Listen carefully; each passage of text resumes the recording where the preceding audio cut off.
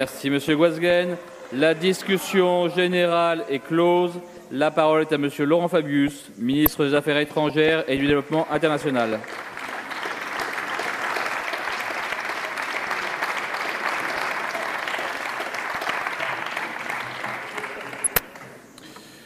Monsieur le Président, Mesdames et Messieurs les députés, mardi prochain, après ce débat, vous allez vous prononcer dans un vote concernant la reconnaissance de l'État de Palestine. Un tel débat, suivi d'un scrutin, est inhabituel. La reconnaissance d'un État est en effet une prérogative de l'exécutif et il est rare que le Parlement se saisisse d'une telle question. Mais la situation elle-même est exceptionnelle. L'interminable et dramatique conflit israélo-palestinien, l'attachement de la France envers les deux peuples, le désir de notre pays de voir la paix enfin s'instaurer là-bas, expliquent votre volonté aux uns et aux autres, même si elle s'exprime par des positions diverses et contradictoires, de contribuer à une solution politique. Je voudrais commencer sur ce sujet par une évidence. La France est l'amie à la fois du peuple israélien et du peuple palestinien. Et ceci devrait guider le fond et le ton de nos prises de position. Nos seuls ennemis dans cette région sont les extrémistes et les fanatiques qui, de chaque côté, entravent la marche vers la paix par ce que j'appellerais leur spirale du talion. Dans cette recherche de la paix, notre pays, vous l'avez souligné, s'est depuis longtemps déclaré favorable à la solution des deux États.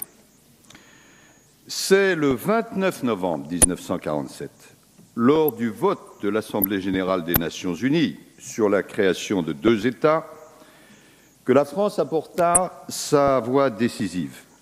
Et je veux rappeler le texte 1947 de la résolution de l'Assemblée générale des Nations unies qui porte le numéro 181. Je cite: « Les États indépendants, arabes et juifs, commenceront d'exister le 1er octobre 1948 au plus tard. » Fin de citation. C'est la résolution de l'Assemblée générale des Nations unies. La France fut l'une des premières, après l'URSS et les États-Unis, à reconnaître le jeune État d'Israël qui dut conquérir de haute lutte son droit à l'indépendance. Ce fut aussi, on l'a rappelé, la position du général de Gaulle, de ses successeurs, quels qu'ils soient, et par un discours resté fameux prononcé à la tribune de la Knesset en 1982, celle de François Mitterrand, dont je connaissais le fond de la position, cher ami, qui traça la perspective en reconnaissant l'aspiration légitime du peuple palestinien à un État. Au-delà des alternances politiques, c'est la position constante de la diplomatie française. Et d'ailleurs, les votes récents de la France en faveur de la Palestine comme membre de l'UNESCO ou comme État observateur non membre à l'ONU vont dans le même sens. C'est également la position du président François Hollande et du Premier ministre Manuel Valls. Et je réaffirme à cette tribune cette position. Notre conviction est que le règlement définitif du conflit et l'avènement d'une paix durable au Proche-Orient ne pourront être obtenus que par la coexistence de deux États souverains et indépendants. Et la conséquence logique de cette position est claire, et cela a été très bien souligné par M. Poniatowski, et je veux donc l'exprimer clairement. La France reconnaîtra l'État de Palestine. Cette reconnaissance, je l'ai dit, n'est pas une faveur, un passe-droit, c'est un droit. Et la question qui se pose à nous n'est donc pas celle des principes, puisque celle-ci est tranchée, mais celle des modalités. Quand et comment? Et plus largement, quelle méthode pour essayer d'aboutir concrètement à la paix? C'est le vrai débat qu'appelle la proposition soumise à notre Assemblée. Mesdames et Messieurs les députés, personne ne peut nier que l'espoir de paix au Proche-Orient soit menacé plus que jamais. Nous partageons tous, j'en suis sûr, devant ce conflit, un sentiment d'urgence. Nous mesurons la gravité de la situation. Nous savons les ravages que crée des deux côtés et ailleurs l'absence de perspectives concrètes de solutions. Nous voyons l'étendue des drames humains et les atteintes toujours plus inquiétantes portées à la solution des deux États. C'est d'ailleurs pourquoi, qu'on le veuille ou non, plus de 130 pays dans le monde ont reconnu la Palestine. C'est aussi pourquoi, au cours des dernières semaines, plusieurs pays ou parlements voisins ont pris des initiatives voisines. La Suède, le Parlement de Grande-Bretagne, d'Irlande et très récemment celui d'Espagne. Ils ont voulu exprimer, selon des formes diverses, que face à l'impasse actuelle, ils refusaient l'attente, le fatalisme et l'inertie. Et nous sommes nous-mêmes convaincus qu'il faut agir si l'on veut faire avancer la paix. La paix. Nous en connaissons depuis longtemps les contours. Elle doit reposer sur l'existence de deux États souverains et démocratiques, vivant côte à côte, en paix et en sécurité, sur la base des lignes de 1967 et avec Jérusalem pour capitale. C'est d'ailleurs le paradoxe tragique du conflit israélo-palestinien et d'une certaine façon sa spécificité par rapport à d'autres conflits. Les termes de sa résolution sont pour l'essentiel déjà connus et cependant il apparaît depuis des décennies comme le symbole du conflit insoluble. Car il est vrai que la méfiance est très forte entre les deux parties, même si les opinions publiques des deux côtés restent majoritairement favorables à la solution des deux États. La poursuite jugée illégale en droit international des implantations depuis les années 70 dans les territoires occupés par Israël menace à un terme de plus en plus rapproché la viabilité d'un État palestinien. Cependant que la position de certains groupes palestiniens, tels le Hamas, qui appellent à la destruction d'Israël, rejettent les accords d'Oslo, exaltent la violence, est évidemment contraire à la volonté de solution et à nos choix. Bref, face à une paix nécessaire et espérée, il faut constater que les obstacles se multiplient. Le processus de négociation entre les deux parties, que le secrétaire d'État américain Kerry a tenté avec ténacité de relancer, y compris en ce début d'année, apparaît à l'arrêt. L'explosion des violences provoque l'effroi, avec encore récemment l'attentat barbare commis contre des Israéliens dans une synagogue de Jérusalem et cet été, la tragédie insupportable qui a frappé très cruellement les habitants de Gaza. Et à Gaza, précisément, rien n'est réglé. En Cisjordanie, à Jérusalem, partout, la tension grandit. Une étincelle, tout le monde le reconnaît, peut à chaque instant conduire à l'embrasement général. Cette situation dramatique, c'est à la fois l'expression et l'aboutissement de décennies de tensions, avec l'engagement périodique de négociations et l'échec périodique de ces mêmes négociations, à tel point qu'au fil des années, ce conflit est devenu une sorte de rocher de Sisyphe des relations internationales. À chaque reprise des discussions, l'espoir renaît, mais quand le but approche, quand chacun espère que les deux parties peuvent et vont conclure, la rechute, hélas, se produit. À Madrid, puis lors des accords d'Oslo, la paix a pu sembler à portée de main. Lors des sommets de Camp David, de Tabat aussi, où l'issue paraissait proche. Mais la paix a toujours fini par se dérober, rendant chaque fois plus amères et plus brutales les désillusions de ceux qui croyaient en elle.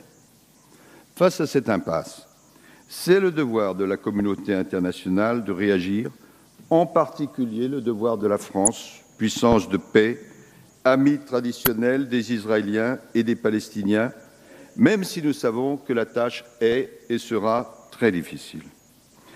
Mesdames et Messieurs les députés, le texte qui est soumis par certains d'entre vous, je cite, affirme l'urgente nécessité d'aboutir à un règlement définitif du conflit permettant l'établissement d'un État démocratique et souverain de Palestine en paix et en sécurité aux côtés d'Israël.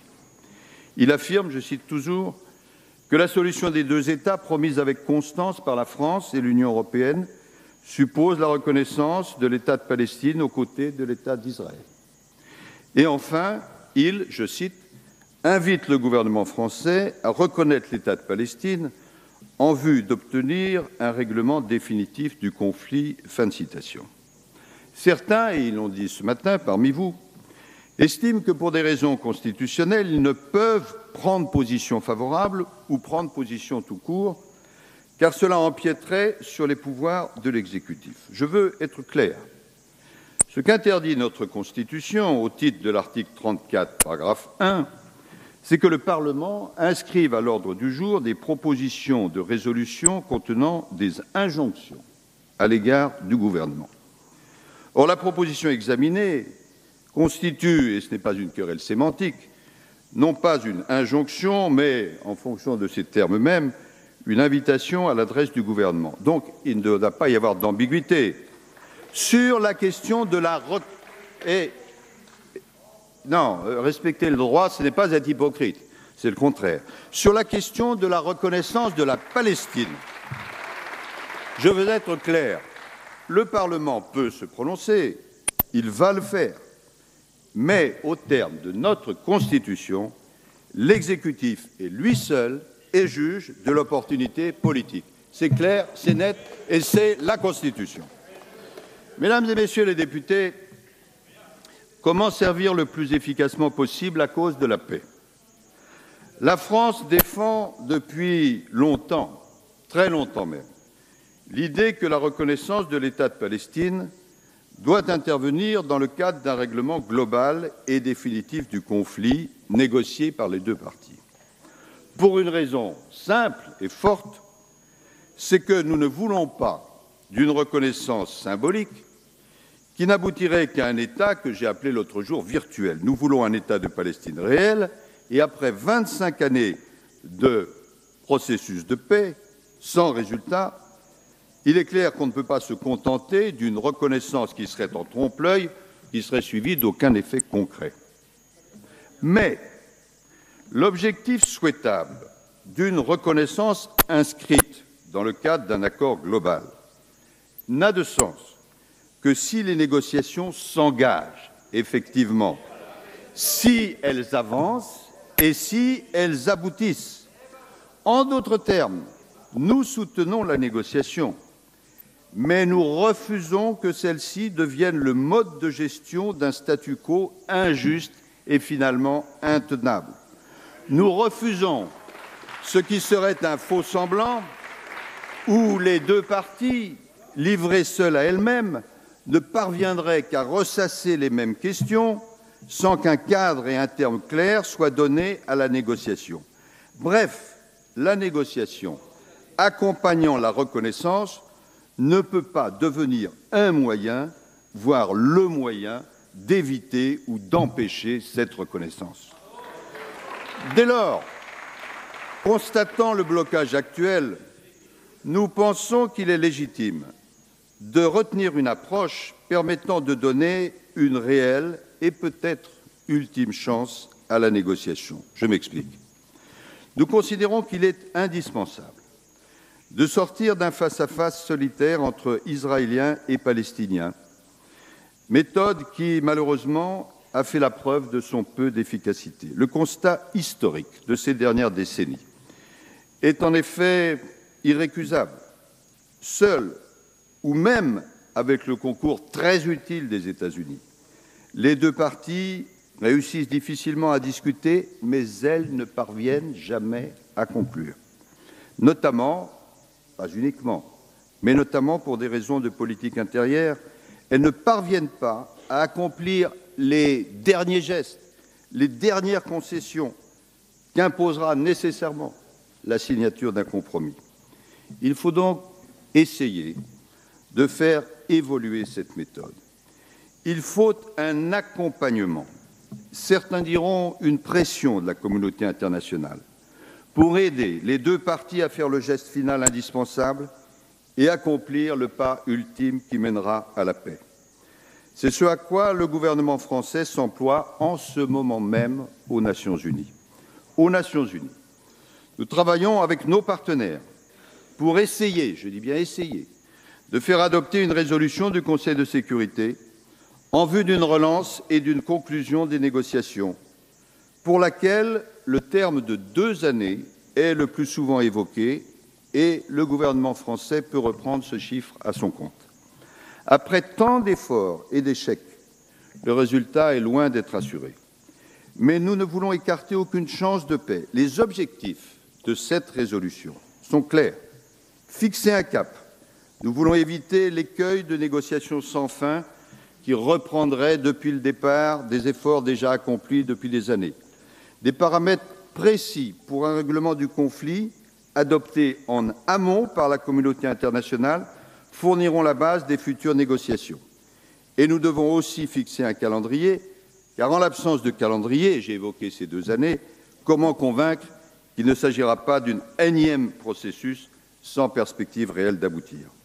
Parallèlement à ces négociations aux Nations Unies, la France plaide pour créer les conditions d'un effort collectif international au service de la paix. L'expérience nous enseigne, je l'ai souligné, que les Israéliens et les Palestiniens ne parviennent pas à aller jusqu'au bout, à conclure tout seuls. Les décisions à prendre sont si délicates qu'un accompagnement et un soutien internationaux sont indispensables, avec les États-Unis et au-delà même des États-Unis. D'autres pays sont par ailleurs directement concernés par la solution du conflit, et je citerai seulement, mais cela concerne d'autres, l'Égypte, la Jordanie, qui accueillent de nombreux réfugiés palestiniens depuis des décennies et qui, s'agissant de la Jordanie, exercent des responsabilités particulières sur les lieux saints. La France souhaite entraîner dans cette démarche à la fois l'Union européenne, à la fois la Ligue arabe, à la fois l'ensemble des membres permanents du Conseil de sécurité, dont les États-Unis, dans une mobilisation collective en faveur de la paix au Proche-Orient. Une conférence internationale pourrait être organisée afin d'appuyer cette dynamique indispensable. La France est disposée à en prendre l'initiative. Et dans cette négociation diplomatique, la reconnaissance de l'État palestinien constituera un instrument du règlement définitif du conflit, un levier au service de la paix. Et, dira-t-on, si ces efforts échouent, si cette tentative ultime de solution négociée n'aboutit pas, alors il faudra que la France prenne ses responsabilités en reconnaissant sans délai l'État de Palestine, et nous y sommes prêts. Mesdames et Messieurs les députés, la position du gouvernement français se veut à la fois équilibrée et positive. Il n'est pas question d'un statu quo qui, en réalité, menacerait la solution des 2 États. Il n'est pas question de céder sur la sécurité d'Israël.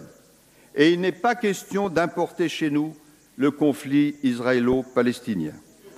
Dans notre esprit, les votes qui vont intervenir, je l'espère en tout cas, n'opposeront pas d'un côté ceux qui soutiennent les Palestiniens et de l'autre ceux qui soutiennent les Israéliens, car la reconnaissance de l'État de Palestine est nécessaire aussi pour assurer durablement le développement et la sécurité d'Israël, et logiquement, elle devrait être soutenue par tous les amis d'Israël.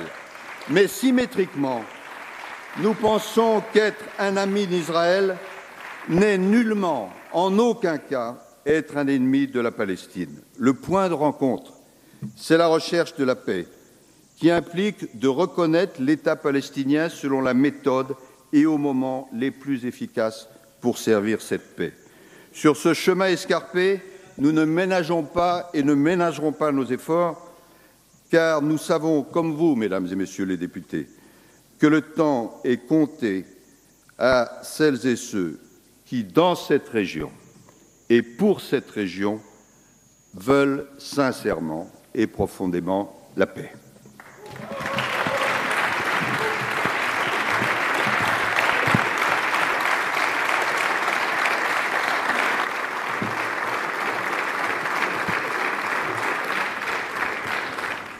Voilà pour